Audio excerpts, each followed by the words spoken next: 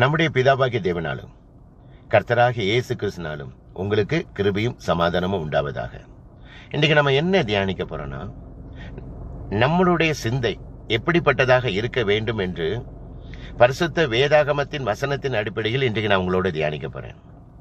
அப்போஸ்தலனாகிய பவுல் பிலிப்பியர் 3வது அதிகாரத்தில் சொல்லியிருக்கிறாரு, நான் 8ஆம் நாளிலே விருத்த சேதனம் அடைந்தவன், பென்யமின் கோத்திரத்தான், இஸ்ரவேல் வம்சத்தான், எபிரேயில் பிறந்த எபிரேயன், நியாய பிரமாணத்தின்படி பரிசேயன், பக்தி வைராக்கியத்தின்படி சபையை துன்பப்படுத்தினவன், நியாய பிரமாணத்துக்குரிய நீதியின்படி குற்றம் சாட்டப்படாதவன் ஆகிலும் எனக்கு லாபமாய் இருந்தவைகள் எவைகளோ அவைகளை கிறிஸ்துவுக்காக நஷ்டம் என்று எண்ணுகிறேன்.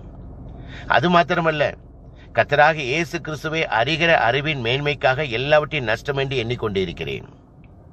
நான் கிறிஸ்துவை ஆதாயப்படுத்திக் கொள்ளும்படிக்கும் நியாய பிரமாணத்தினால் வருகிற சுய நீதியை உடையவனாய் இராமல் கிறிஸ்துவை பற்றும் விசுவாசத்தினால் வருகிறதும் விசுவாசம் மூலமாய் உண்டாயிருக்கிறதுமான தேவனால் உண்டாயிருக்கிறதுமான நீதி உடையவனாக இருந்து நான் கிறிஸ்துவுக்குள் காணப்படும் படிக்கும் அவரையும் அவருடைய வல்லமையான உயிர்த்தெழுதலையும் அவருடைய பாடுகளின் ஐக்கியத்தையும் தெரிந்து கொள்ளும்படிக்கு அவரோட மரணத்துக்குள்ளான மரணத்துக்கு ஒப்பாகி எப்படியாயினும் அவரோட கூட நானும் மரித்தொடங்க உயிரோடு எழுந்திருக்க தகுதியுள்ளாகும்படிக்கு எல்லாவற்றையும் நஷ்டம் என்று விட்டேன், குப்பையுமாக எண்ணுகிறேன்.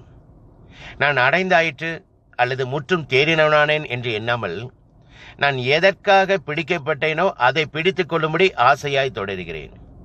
நான் பிடித்துக் கொண்டேன் என்று எண்ணுகிறதில்லை, ஒன்று செய்கிறேன், பின்னானவைகளை மறந்து முன்னானவைகளை நாடி தேவன் அழைத்த பரம அழைப்பின் பந்தய பொருளுக்காக இலக்கை நோக்கி தொடர்கிறேன்.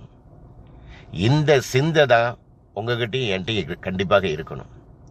அதே அப்போஸ்தலனாகிய பவுல் 1 தீமோத்தேயு 4வது அதிகாரத்தில் சொல்றாரு, இந்த சிந்தையை நம்ம எப்பொழுதுமே சிந்தித்து கொண்டு இருக்கணுமா, அதை கண்டிப்பாக கை கொண்டு அதில் நிலைத்து இருக்கணுமா. நமக்குரிய சிந்தை எப்படிப்பட்டதாக இருக்கிறது? நல்லா கேட்டுக்கோங்க. உலகத்தில் எல்லா மனுஷரையும் உண்டாக்குறதுக்கு கர்த்தர் ஒரு திட்டம் வச்சிருக்கிறாரு.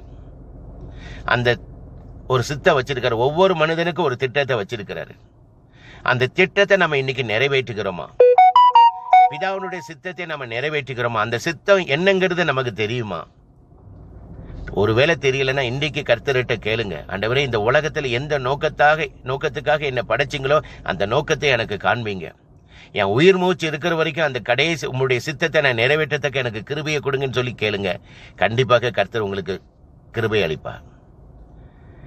கிறிஸ்துவில் இருக்கிற சிந்தையே உங்களிலும் என்னிலும் இருக்க கடவுது. இன்னைக்கு நமக்குரிய சிந்தை எப்படிப்பட்டதாக இருக்கிறது, அதை நீங்க தான் சிந்தித்துக் கொள்ளணும். கடைசி காலத்தில் இருக்கிறோம்.